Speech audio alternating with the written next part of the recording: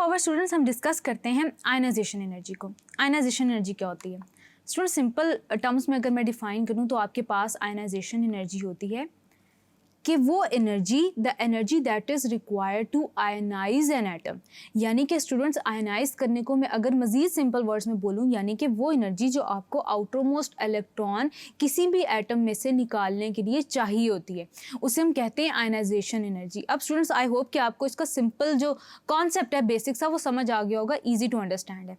आगे चलते हैं स्टूडेंट्स, हम डिफाइन कर लेते हैं इसको।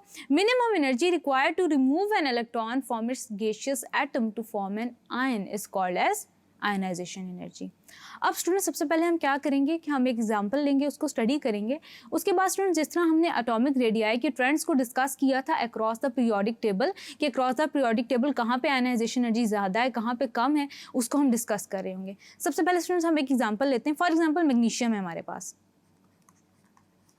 मैग्नीशियम में से हमने क्या किया, आउटर मोस्ट इलेक्ट्रॉन निकाल लिया। एज अ रिजल्ट स्टूडेंट्स आपके पास मैग्नीशियम के ऊपर सिंगल पॉजिटिव चार्ज आ जाएगा। और स्टूडेंट्स इस सब में आपके पास मैग्नीशियम से एक इलेक्ट्रॉन निकालने में जो एनर्जी एब्जॉर्ब होगी स्टूडेंट्स, यानी कि ये एंडोथर्मिक प्रोसेस है, इसमें एनर्जी एब्जॉर्ब होती है स्टूडेंट्स, आपके पास होगी तकरीबन 738 किलो जूल्स पर मोल। 738 किलो जूल्स पर मोल। अब स्टूडेंट्स इसको एक और टर्मिनोलॉजी में अगर मैं यूज़ करूँ तो इसको मैं कहूँगी first ionization energy. First ionization energy का मतलब है the energy required to remove the very first electron from the outer most shell. अब स्टूडेंट ये भी कर सकती हूँ मैं कि मैग्नीशियम में से एक और इलेक्ट्रॉन रिमूव कर दूँ, यानी कि मैग्नीशियम पॉजिटिव में से +1 में से एक और इलेक्ट्रॉन रिमूव कर दूँ, तो एज अ रिजल्ट मेरे पास कितने मैग्नीशियम का डाई पॉजिटिव कैटायन बन जाएगा, यानी कि स्टूडेंट्स हमने एक और इलेक्ट्रॉन रिमूव कर दिया। अब स्टूडेंट्स इस केस में एनर्जी ज़्यादा चाहिए होगी, यानी कि स्टूडेंट्स आपके पास तकरीबन 1432 kilo joule of energy required होगी। यहाँ पे स्टूडेंट्स लिख लेते हैं इसके लिए हम 1432 किलो जूल्स पर मोल। अब स्टूडेंट्स हमने 2 इलेक्ट्रॉन रिमूव कर दिए, तो ये स्टूडेंट्स आपके पास क्या है, सेकंड इलेक्ट्रॉन जब रिमूव किया तो इट मीन्स कि ये आपके पास है सेकंड आयनाइजेशन एनर्जी। आगे चलते हैं स्टूडेंट्स। अब हम क्या करते हैं कि मैग्नीशियम में से, मैग्नीशियम के डाई पॉजिटिव आयन में से एक और इलेक्ट्रॉन रिमूव कर लेते हैं, तो आपके पास मैग्नीशियम ट्राई पॉजिटिव कैटायन बन जाएगा, यानी कि 3 इलेक्ट्रॉन लूज कर चुका होगा। और स्टूडेंट्स इसमें से एक और इलेक्ट्रॉन रिमूव करने में आपको डबल से भी ज़्यादा एनर्जी चाहिए होगी, यानी कि 7738 kilo joules per mole of energy. तो स्टूडेंट्स यहाँ पे मैं आपको एक कॉन्सेप्ट समझाना चाहूँगी। पहले मैं बताती हूँ कि सिंपल टर्म्स में हम इस रिएक्शन को क्या कहेंगे जिसमें से हमने थर्ड इलेक्ट्रॉन को भी आउटर मोस्ट शेल में से बाहर निकाल दिया। इसको स्टूडेंट हम कहेंगे थर्ड आयनाइजेशन एनर्जी। तो स्टूडेंट्स ये आपके पास 3 टाइप्स हो गई। अगर फर्दर आप रिमूव करेंगे तो आप कहेंगे fourth ionization energy, etcetera etcetera. Then students यहाँ पे मैं एक बार डिस्कस करना चाहूँगी। स्टूडेंट्स आप देख रहे होंगे कि आपके पास कम एनर्जी चाहिए थी फर्स्ट इलेक्ट्रॉन रिमूव करने के लिए, देन उससे थोड़ी ज़्यादा चाहिए थी सेकंड इलेक्ट्रॉन रिमूव करने के लिए, उसके डबल ट्रिपल ज़्यादा चाहिए थी थर्ड इलेक्ट्रॉन रिमूव करने की। जिसका स्टूडेंट्स ये मतलब है, यानी कि अगर हम इस एनर्जीज़ के आपके पास जो वेरिएशन है इसको ऑब्जर्व करें तो हमें ये पता चलता है कि आपके पास मैग्नीशियम ज़्यादातर डाई पॉजिटिव फॉर्म में एग्जिस्ट करता है, यानी कि स्टूडेंट्स वो एनर्जी जिस पे वो लेस अमाउंट ऑफ एनर्जी में ही अपने डाई पॉजिटिव कैटायन में कन्वर्ट हो जाए, यानी कि नॉर्मली वो डाई पॉजिटिव कैटायन बनाता है। यानी कि स्टूडेंट्स आप एटम या एलिमेंट का अगर ये ट्रेंड देखें कि जहाँ पे ज़्यादा डिफरेंस आ रहा है आयनाइजेशन एनर्जी में, यानी कि स्टूडेंट सेकंड और थर्ड आयनाइजेशन एनर्जी में मैग्नीशियम की केस में बहुत ज़्यादा डिफरेंस आ रहा है, तो इट मीन्स के magnesium can donate up to या can lose up to 2 electrons. बिल्कुल इसी तरह स्टूडेंट्स आप आ जाते हैं एल्यूमिनियम की केस में। अगर हम एल्यूमिनियम की केस में स्टूडेंट्स बात करते हैं कि एल्यूमिनियम 3 इलेक्ट्रॉन्स, अगर हम कहते हैं स्टूडेंट्स कि आपके पास for example aluminium 4 electrons lose करता है, तो स्टूडेंट्स ये बात ऑब्वियस सी होगी कि आपके पास जो up to 3 ionization energy, up to third ionization energy, इतनी एनर्जी रिक्वायर्ड नहीं होगी, लेकिन students up to fourth ionization energy बहुत ज़्यादा एनर्जी चाहिए होगी to remove fourth electron from its shell, यानी कि फोर्थ आयनाइजेशन एनर्जी के लिए, जिसकी वजह से स्टूडेंट्स हमें पता चलेगा कि एल्यूमिनियम नॉर्मली 3 इलेक्ट्रॉन्स लूज करता है, यानी कि ट्राई पॉजिटिव आयन बनाता है ट्राई पॉजिटिव आयन बताता है। और स्टूडेंट्स याद रखिएगा कि आपको यही एनर्जी का trend valency of the particular element बताता है। यानी कि स्टूडेंट्स आपको पता है अच्छी तरह से कि अगर आप ये एनर्जी का ट्रेंड देखें तो आपको पता चलता है कि मैग्नीशियम 2 ही इलेक्ट्रॉन लूज करने की कैपेबिलिटी रखता है नॉर्मल कंडीशंस के अंदर, यानी कि मैग्नीशियम 2 की वैलेंसी शो करता है। बिल्कुल इसी तरह स्टूडेंट्स आपके पास एल्यूमिनियम है, एल्यूमिनियम इजीली आपके पास 3 इलेक्ट्रॉन लूज कर लेता है, यानी कि up to 3rd ionization energy. तो इट मीन्स कि आपके पास एल्यूमिनियम की वैलेंसी जो है वो 3 है। तो ये तो हो गया स्टूडेंट्स, हमने डिस्कस किया कि वैलेंसीज कैसे रिलेटेड हैं आपकी आयनाइजेशन एनर्जी के साथ। आपने पढ़ी आयनाइजेशन एनर्जी की टाइप्स। आगे चलते हैं स्टूडेंट्स, हम थोड़ा सा देखते हैं कि पीरियोडिक टेबल पे किस तरह से आयनाइजेशन एनर्जी का ट्रेंड चलता है और क्या फैक्टर्स अफेक्ट करते हैं आयनाइजेशन एनर्जी को।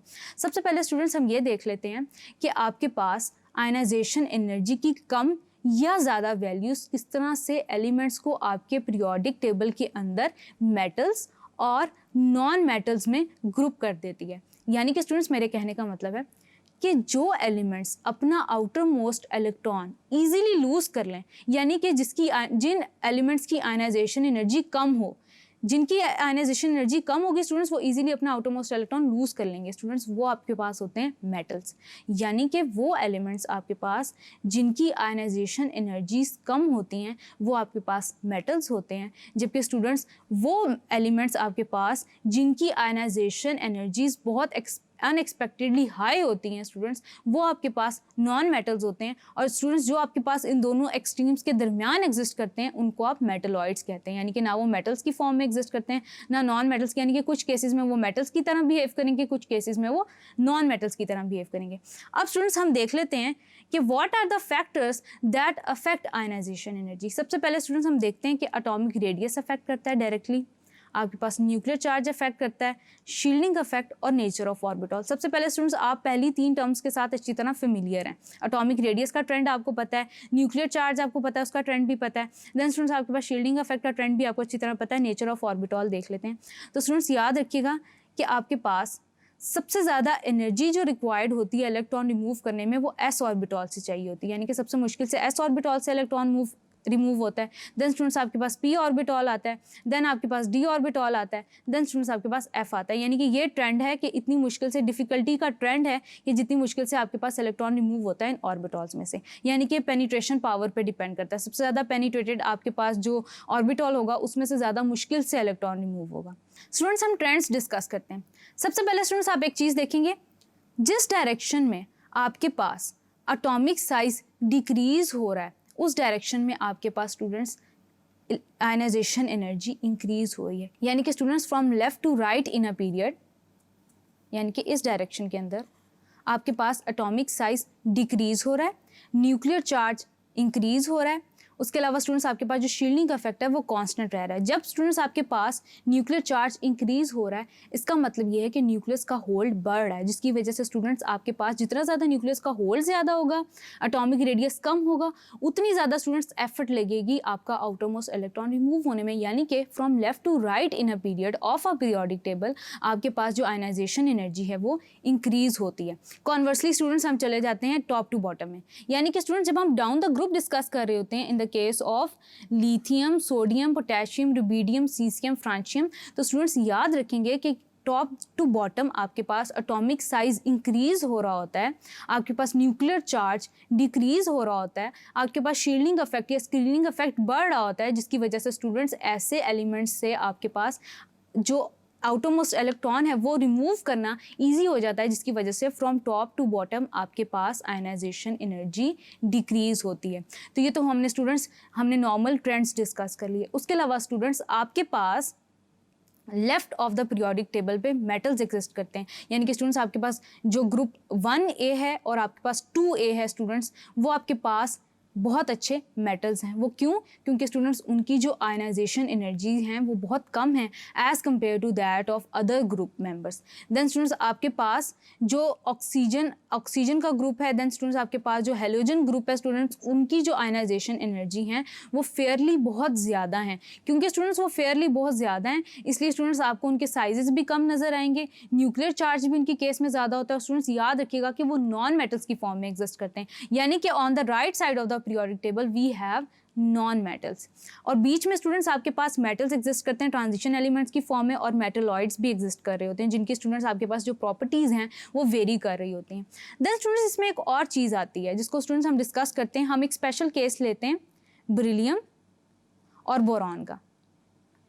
बेरिलियम के अंदर स्टूडेंट्स आपके पास जो बेरिलियम का एटॉमिक नंबर है और बोरॉन, बेरिलियम का एटॉमिक नंबर स्टूडेंट्स आपके पास है 4, यानी कि 1s2 और 2s2।